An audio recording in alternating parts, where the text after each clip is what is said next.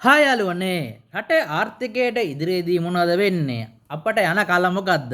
ඒ ගැන මම අද ඔයාලත් එක්ක කතා කරන්න හිතුවා. ඊට කලින් සත්‍යවාදී සියලුම දෙනා සාදුන් ග්ලොස් දැම්මම සබ්ස්ක්‍රයිබ් කළෙම නේද? අත වශයෙන් කියනවා නම් යාළුවනේ අපේ රටේ දැන් ආර්ථිකය බල්ලට ගිහිල්ලා තින්නේ. බල්ලට ගිහිල්ලා කියන්නේ අපේ රටේ 2028 ණය වාරික ගෙවන්න එනවා. ඒ වාරික ගෙවනකොට ශීඝ්‍ර ආර්ථික වර්ධන වේගයකට අපි යා යුතුයි. ඉතින් ඒ ශීඝ්‍ර ආර්ථික වර්ධන වේගයට යන්න දැන් ඉන්න ආණ්ඩුවට කොහොමත් හැකියාවක් නැහැ. කොරේ පිටර මරේ කියලා දැන් ඇමරිකාවිනුත් දැම්මා අපේ අපනයන භාණ්ඩවලට බද්දක්.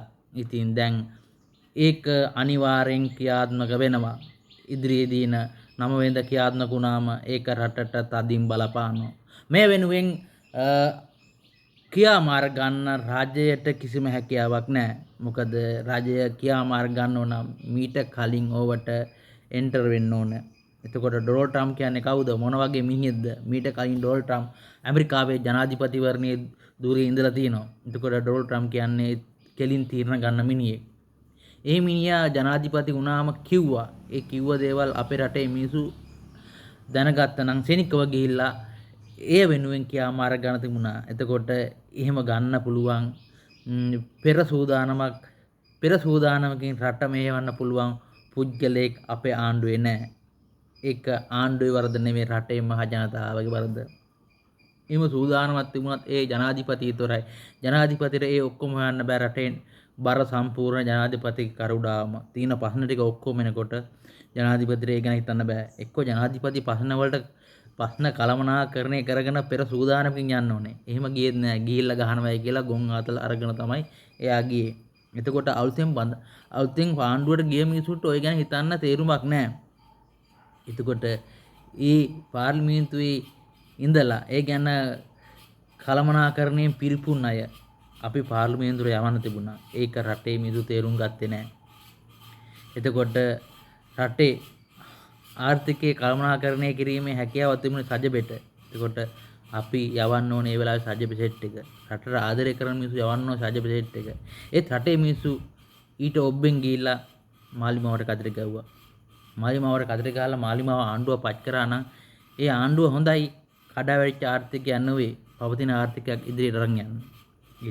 කඩාවැටිච්ච ආර්ථිකයක් ඉදිරියට අරන් යන ක්‍රමවේද හදන්න ඕනේ. ක්‍රමවේද හොයන්න ඕනේ. ඩොනල්ඩ් ට්‍රම්ප් කියවන්න පුළුවන් මිනිහෙක් ආණ්ඩුවේ නැහැ. දැන් මේ වෙච්ච දෙයට කරන්න දෙයක් නැහැ. ඒත් ඩොනල්ඩ් ට්‍රම්ප් එක ගිලා මානසිකව මේ ගැන කතා කරලා අපට සාධාරණයක් කරගන්න පුළුවන්ද? එහෙම කරන්න පුළුවන් පොරක් ඉන්නවද? ඉන්නවනම් ඒ සජිත් ප්‍රේමදාස මහතා විතරයි. එතකොට රනිල් වික්‍රමසිංහට පුළුවන්. ඒ රනිල් වික්‍රමසිංහ පොයින්ට් වලට වැඩ කරන්නේ. ඒත් මේ තුල ඇමරිකාවට වෙන පාඩුවක් තියෙනවා. ඒ කියන්නේ ලෝකේ හොඳම ඇඟලුම් තියෙන ලංකාවේ හොඳම ඇඟලුම් ඇමරිකාවට එන්නේ නැහැ.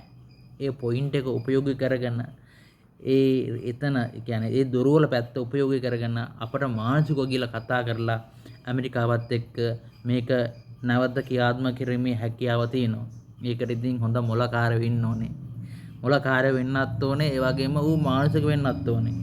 අමාරුද කියලා ඒ කියන්නේ ගිහිල්ලා එතන අපේ තියෙන තත්ත්වය ගැන කතා කරලා ඒක තියෙනවා. ඉතින් ඒ කළමනාකරණය කරන්න පුළුවන් මිනිස්සු ජාතික ජන බලවේගය නැහැ.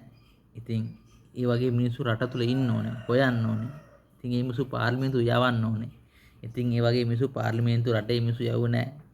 ඉතින් රටේ මිනිස්සුන්ගේ වැරද්ද. ඉතින් දැන් රටට කෙලවෙලා තියෙන්නේ. දැන් කෙලවෙච්ච වෙලාවේ අපි හදවතේ නායක සජිත් ප්‍රේමදාස අපි එතුමා දින්නත් පෙරදුනත් අපේ හදවතේ නායක සජිත් ප්‍රේමදාස අපේ ජනාධිපති එතුමා තමයි. මොකද එතුමා රට වෙනුවෙන් ගිහිල්ලා යුරෝපා සංගමයත් එක්ක නැවත වෙළඳ ගිවිසුම වැඩි දියුණු කරගන්න ක්‍රමවේදයක් ගැන කතා කරනවා. අහිමි වුණ දේ අපට නැවතත් යුරෝපාකරයට සම්බන්ධ වෙලා ඒ රට වැටෙන්න දෙන්නේ නැතුව ගෙනියන්න පුළුවන් ක්‍රමවේදයක් ගැන යුරෝපා සංගමයත් එක්ක කතා කරනවා. විපස්සනායක කකුලෙන් අදින්න නැතුව විපස්සනායකතුමා බලන්නේ රට ගොඩ යන මාවතකට ගේන්න. අපි ඒ ගැන ආඩම්බර වෙන්න ඕනේ. ඒත් එච්චර වටින මිනිහ රටේ මිනිස්සු බල්ලට දාලා කතා කරනවා. උන්ගේ කටේ මුලින්ම හොරියා දෙන්න ඕනේ. ඒ මොස්සේ බල්ලට දාලා කතා කරනන්ද. තිත්ත උනත් ඇත්ත මේක. කක්කේ සුදාලා සරත් පොන්සේකලා ගොන් ආතල් දීලා මිනිස්සු නොමග යවනවා. උඹලා වගේ ගෝතෝ වෙන්නකම් අපේ රට කවදාවත් ගොඩ ගන්නත් බෑ. ඒකට රටේ මහ ජනතාව සත්‍ය අවබෝධ කරගන්න තාක්කල් අපේ රට ගොඩ ගන්නත් බෑ. ඒකත් තේරුම් ගන්න ඕනේ. මොකද අපි දැන් ආර්ථිකයෙන් හිර වෙලා තියෙන්නේ. 2028 වෙනකොට ශීඝ්‍ර ආර්ථික වර්ධන වේගයට යන්න ඕනේ. එහෙම යන්න හැකියාවක් නැත්තම් රටට අබසරණයි. දැන් ඇවිල්ලා තියෙන පීඩනෙත් එක්ක ඒට තීරසාර විසඳුම් හොයන්න රජයට හැකියාවක් තියද? ඇත්ත වශයෙන් කියනවා නම් රජයට හැකියාවක් නැහැ. මේක රටේ මිනිසුන්ගේ වරද්ද. මේ වැරද්ද නැවත වෙන්නේ නැති වෙන්න ඔබ කතිරෙන් තීරණය කරන්න. එහෙමනම් ඔබට ජය.